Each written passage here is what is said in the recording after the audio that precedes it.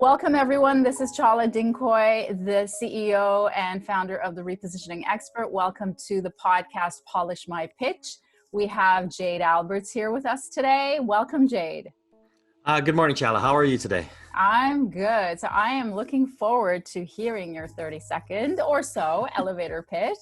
And I'm going to go start our countdown. So go for it, Jade. Well, excellent. My name is Jade Alberts, the founder of Pure Guidance. Pure Guidance is a purpose before profit group of successful and current entrepreneurs that have started, struggled, thrived, and sold businesses. We listen, connect, and offer honest feedback that accelerates your company's growth. That's it. Okay, you kept it short. Awesome. Short and sweet. I'm a big fan of brevity. Yeah. Okay. All right. So, do I have your permission to polish? Absolutely. Okay. So from what I understood, who is the ideal client is up and coming entrepreneurs, right? Yes. Okay. Is it any type of entrepreneur? No, we deal with entrepreneurs, small businesses, startups. So it's a kind of a wide variety over many different sectors. Mm-hmm. So what is the number one problem that you help them with?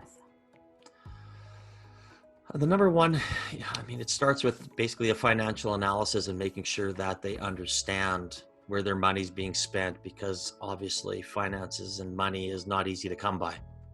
Okay, so is the number one problem that they can't get financing, or that they waste the financing they get so that they go bankrupt? I guess it would be a little bit of both. The money that they do have, we want to make sure that they spend it responsibly and invest it in the proper avenues to grow their business. Okay, and what is the number one more expensive problem of the two? I would probably say spending money responsibly. Okay, so they do get the money, but they just don't know how to spend it responsibly, which is why, what happens to them if they don't?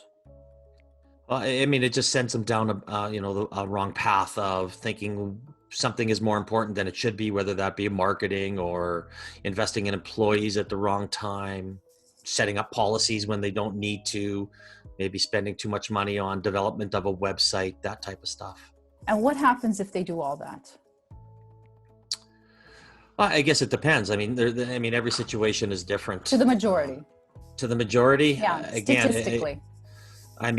We always say, watch what you spend, because money doesn't grow on trees. So it's something that when a company is growing, if you can do a lot of things that you can yourself, that's one of the best ways to understand how to spend your money, not hiring somebody to do an entire website and spending $10,000 or $15,000. You might not need a big full-blown marketing plan out of the get-go, spending $15,000 to $50,000. So we want to make sure that they understand how to grow their company organically.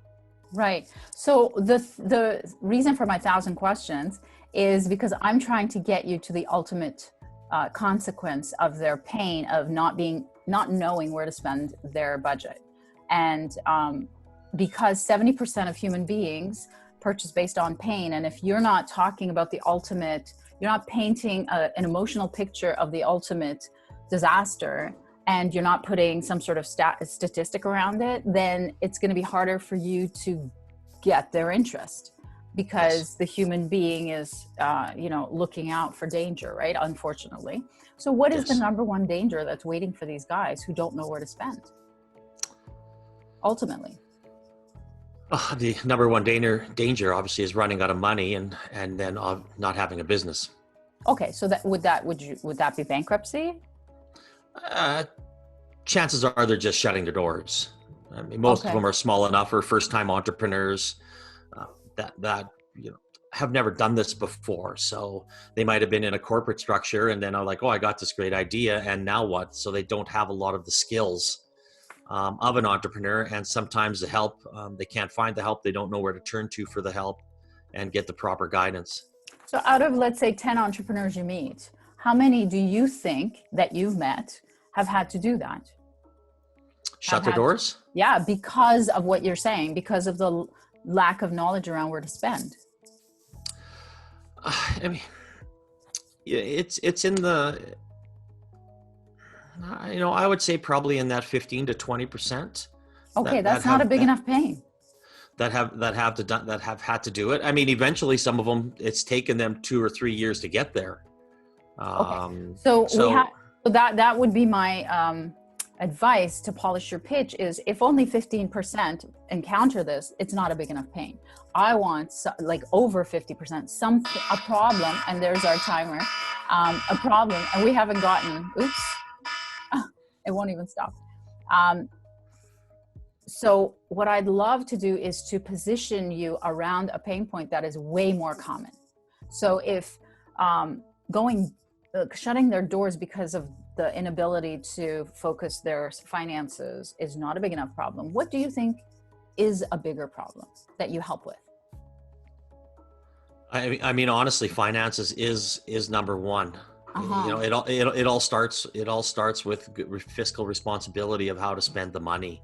Right. So, Out of I mean, 15-20% probably close their doors. Maybe it's a little higher, but 100% of them, really need to learn how to properly, invest in their business. okay, so maybe, and I'm just making this up because I've worked with a lot of entrepreneurs, it maybe the bigger percentage is that they don't get to profitability. They can never, they're starving. Did you know that, 50% of entrepreneurs can't take a salary for the first, 5 years because they don't know where to spend their money properly? Do you see how, so find the biggest consequence in the largest number of them that they're willing to pay you or to engage you to solve. Make sense? It makes sense, yes. Okay, so that's how I would polish your pitch is exactly what I said. Did you know that, 50% or 60%? And the way you could gauge that is either you could look up the stats on Google, or you could actually talk to 10 of them and ask how many of you out of 10 have done that. And then you could say it's anecdotal, but you could say, 6 out of 10 entrepreneurs could never pay themselves for the first 3 years because they did not know how to spend their money. What I do is I help them fix that. Does that make sense? It makes sense, yes. Okay. Are you going to use it? Yes, I'll incorporate it. All right. Okay, you've been polished, sir. I like being polished. Thank you. You're welcome. All the best, Jade.